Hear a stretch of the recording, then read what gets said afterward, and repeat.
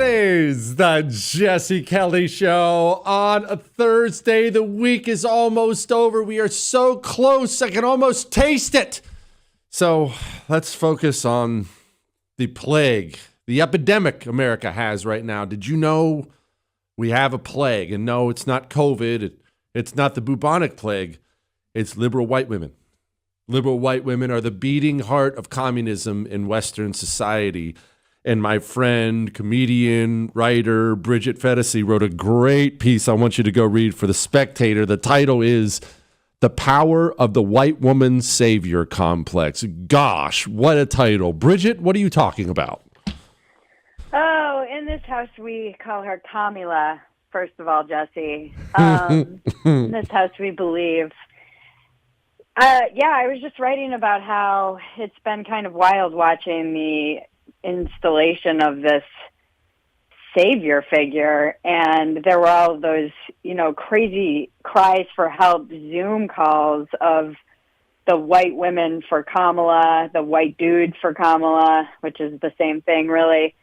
And watching just how everybody has this need to kind of lift up the minority people who can't help themselves and show them the way. It's like very wild and bananas to me. Bridget, I've tried to unpack this as best I can. And obviously, I feel like sometimes I get it right, but sometimes I'll run into one who just completely confuses me. What do you think this savior complex is? Is this a childless thing, so the black population becomes their de facto children? Is it something like that?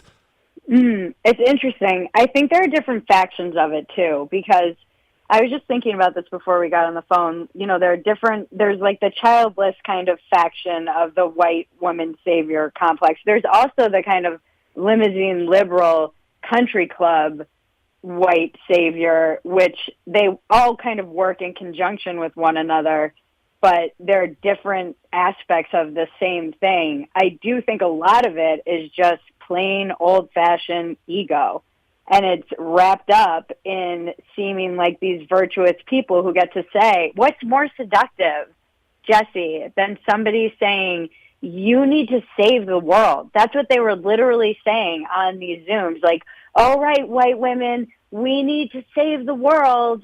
And I also have a theory, especially with this kind of childless faction, that the white liberal never really outgrew that need to be cool.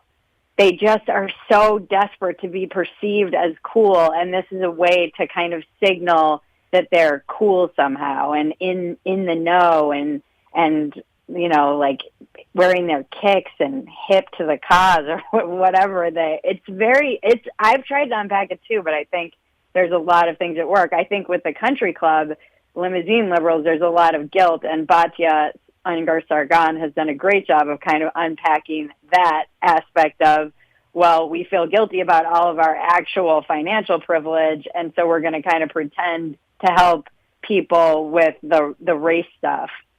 Yeah, the survivors, almost survivor's guilt type thing as you're sipping on champagne in the country club while other people starve. I can see that. Again, we're speaking with Bridget Phetasy, author, comedian. She wrote a great piece about the power of the white woman savior complex.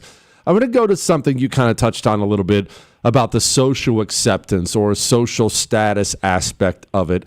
This lady I know used to be this raging commie, and now she's hardcore righty, but used to be this raging commie. And we were having a conversation one day, and she said, Jesse, I used to do the things I would do politically for the express purpose of I knew I was going to get to brag about those things at a party. She was from California, which I know you're familiar with. I knew I was going to get to brag about those things at a party on a Saturday night. And it was like a resume enhancer. I knew I could walk in there and say, I marched so I could slaughter the unborn. And she knew that would help her in social settings.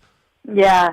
I actually have been cloaked in normies on visiting family and home back east in New England. And there have been some wild parties, dinner parties, where people feel completely comfortable saying insane, deranged things like, oh, thank God, too bad he didn't turn his head, ha, ha, ha, in public. Like, this is absolutely crazy to me, but it's something that they get applauded for by their peers. And you're right, it is this aspect of kind of, first of all, showing where you stand, and also trying to get that like social status that everybody's craving. But it really, like, you think you're a good person and you're tacitly implying or openly wishing for someone's death is bananas to me. But this is very common. It's common to kind of think of yourself as the good guy. And I think you see a lot of this stuff with these like white folks for Kamala, which kind of comes across to me as very racist and minimizing and would be offensive to me.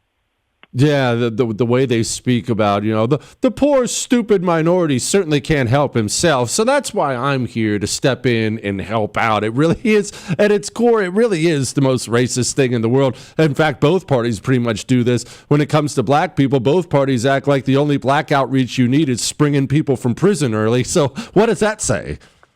Yeah, there is something that I've been talking to a lot of my friends about, and I was saying when I was on Glenn Beck, like, in order to believe that you can help lift up these minorities, you have to believe you're better than them. There is like a weird it's kind of like a modern left-wing white supremacy where you have to start from the premise that you are above in order to even be able to espouse the stuff you're saying with any kind of seriousness.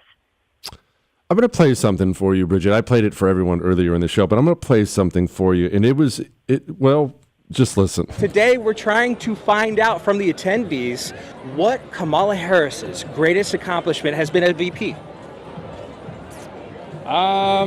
Honestly, I'm not too into politics. I'm just here for the vibe. Becoming the first female vice president. Just becoming the VP is the best accomplishment? Yeah, absolutely. Being a good person. Being a good person? Yeah. She's I don't know. She seems. Bridget, can you explain to me why nobody has anything concrete to vote on the left? How can that possibly be? Is all logic just gone? Because it's the absence of something. Kamala could come out with all of Trump's policies and they would still vote. It's actually absence of even voting about policy, I feel like, on the left now. It is literally just not Trump. It is anyone but Trump. The hatred for him is so deep.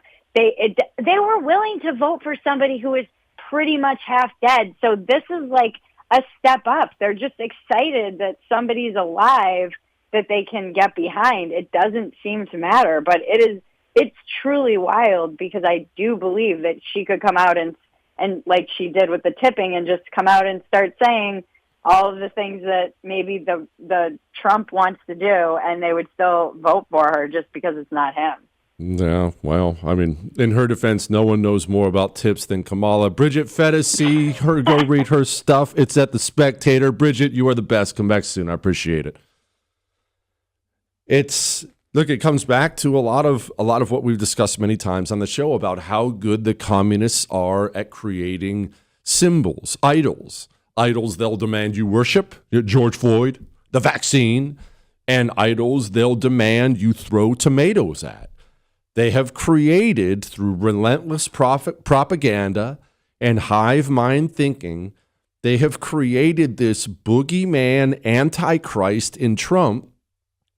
What Bridget just said about a cocktail party full of Democrats laughing and joking about Donald Trump getting his head blown off, that's not at all the only time I've heard that.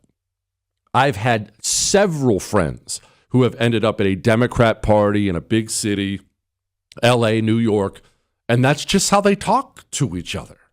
God, jeez. All right. Anyway, we have a bunch more show. I just wanted you to hear about that. I thought the whole thing was fascinating and the different aspects of it.